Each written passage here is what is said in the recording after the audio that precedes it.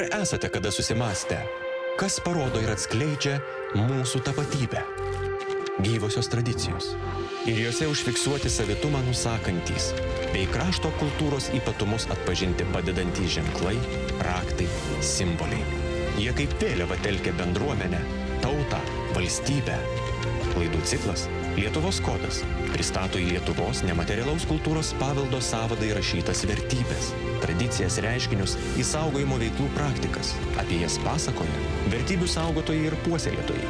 Būtent jie ir padės atskleisti, kas yra Lietuvos kodas.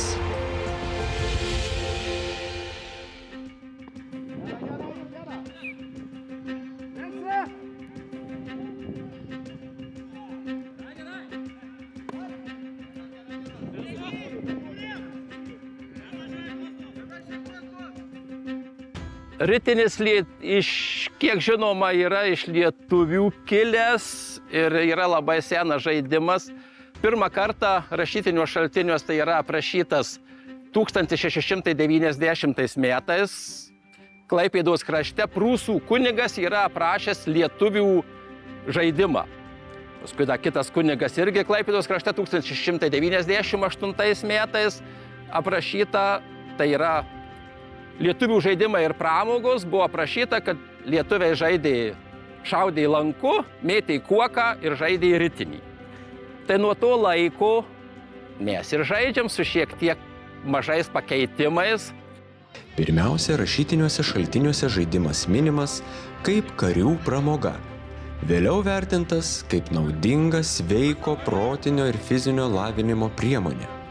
Matyt, išties neatsitiktinai.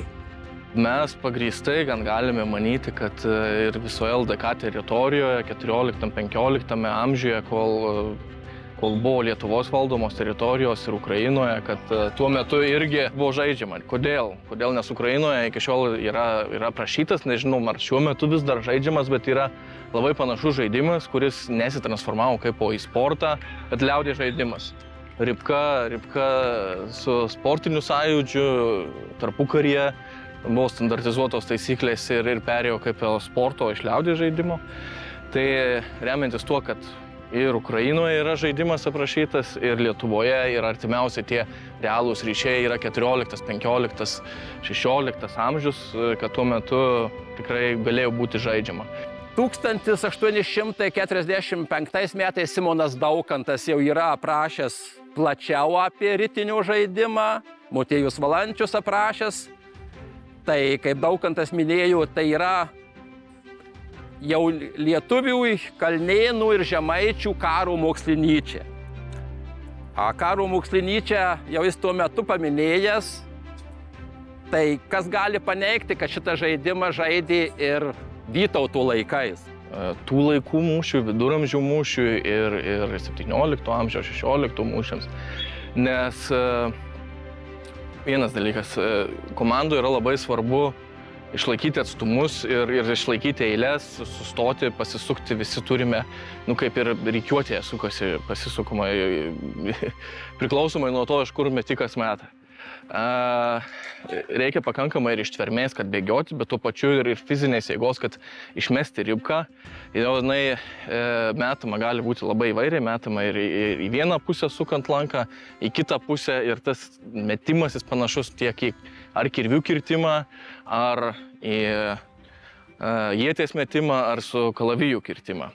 Motiejus Valančius aprašęs, kaip žaisdavo kaimas prieš kaimą. Ten skirtinguose rajonuose šiek tiek skirtingai būdavo žaidžiama. Po karo, po Pirmo pasaulinio karo, toks lietuvių sporto sąjūdžio aktyvistas Karolis Dineika padarė taisyklės, aprašė ritinio žaidimą. Karolis Dineika pirmasis moksliškai tyrė lietuvių tautinius žaidimus, ne tik kaip sporto, bet ir kaip lietuvių tautos kultūros reiškinį apskritai. Jam nerimą kėlė jaunimo fizinės jėgos ir fizinės sveikatos menkėjimas Europoje.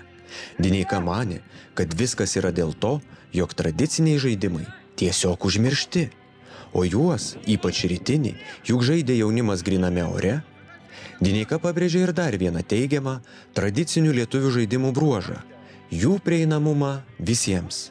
Deja, ritinio atgimimo tarpukariu pasiekti taip ir nepavyko.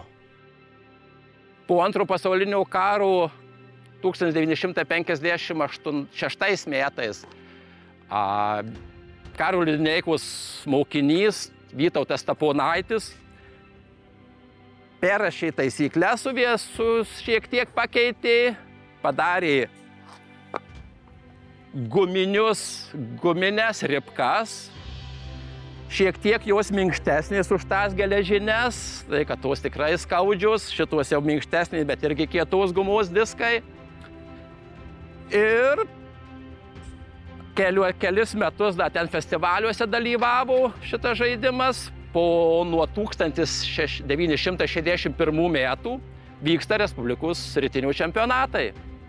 Ritiniai žaidams ir futbolo aikštė. 7 aikštė žaidėja prieš 7. 7 prieš 7. Ir 4 priekyje vadinamieji gynėja. 2 atsitraukė žaidėja Paulėja ir Veinsvartininkas. Bet šitai ir sąlyginė dalyka. Čia turbūt pačios gražiausios varžybos, kaip čia rungtys varžybos yra, todėl kad mes komanda su komanda nesuseinam. Mes stovim 20 metrų atstumu vienu nuo kitos. Ir mes po varžybų visi draugiškai atsisveikinam, pasisveikinam, nebūna nei iš alkūnės, nei iš kojos, nieks niekam neįspiriam. Mes visą savo sportinį pyktį galim išlieti tik tai, kuo stipriau ribką mesdami. Ir viskas. Ritinis vertybių sąraše turėjo būti nuo pirmutinių metų. Bet žinot, kol informaciją surinkom, kol rašytinius šaltinius, nuotraukas, filmuotas medžiagas, tai taip ir užtrukom šiek tiek, bet taip, rinkom, ieškojom, siuntėmės knygas, kiek įmanoma, nėra čia tų daug aprašyta, bet su vertėja susisiekiau, tai man išvertė tam tikrą pastraipą, kur rašoma apie lietuvių žaidimus ir pramogas. Noriu papasakoti, kaip tėvas man aiškindavo, sako, pasibaigė šitą, žolės kaip pjauna, karvėm reiškia laukus nupjauna, viskas, karvės paleidžia, šieną nugriebė. Ir tada eina kaimas prieš kaimą. Sakydavo, bačkų alaus ir turi ir vienas kaimas, ir kitas, reiškia. Ir tiesiai varydavo iki kaimo. Jeigu iki to kaimo kiti neįstengdavo, nuvarydavo, tai pas to susėda klaimį ir albliušiai. Įdomu. Turėjau gerą ranką, tai man to pirmiausia ir paėmė iš visos klasės, kad kietą ranką turi, tai eisi rytinio žaisti. Ir pradėjau tada, dar būdamas mokinys 7 ir 8 klasėje, žodžiu. Ir nuo to laiko su pertraukom pražaidžiau iki 2000-ųjų. O paskui buvo Kupiškio veteranų komanda. Ir dar 10 metų veteranų komandai dar žaidžiau. Žodžiu, pabaigiau žaisti prieš 10-12 metų. Jaunimas domisi. Darom mes pagal galimybės, nes vis tik tai yra nemažai ir iš savų lėšų viskas vykdoma, bet važiuojam ir pristatom įvairius renginius, jaunimo stovyklas ir susidomėjimas būna renginiuose, festivaliuose įvairiuose pristatome. Susidomėjimas būna, gal mūsų, tas, kaip sakant, regioninis paplitimas gan ribotas, sudėtinga kartais būna įtraukti, bet po truputį įsitraukia per draugus, per bendruomenę, įsilieja žmonių. Aišku, norėtųsi, kad daugiau įsilietų. Aikštė varžybos yra labai svarbus dalykas. Ir aišku, dar maloniau, kada šeimo visi kartu, kada važiuojam.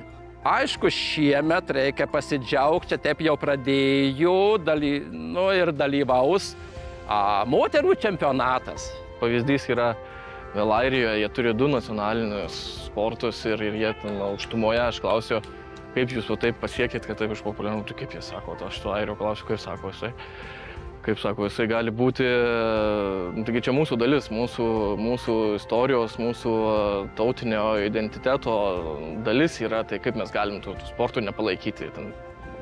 Taigi toks yra lietuviškas ritinis, neolimpinė komandinė sporto šaka, vienas archaiškiausių istorinių lietuvių žaidimų ir vienintelis tapęs nacionalinė sporto šaka. 2021-aisiais įtraukta į nematerialaus kultūros paveldo vertybių sąvadą.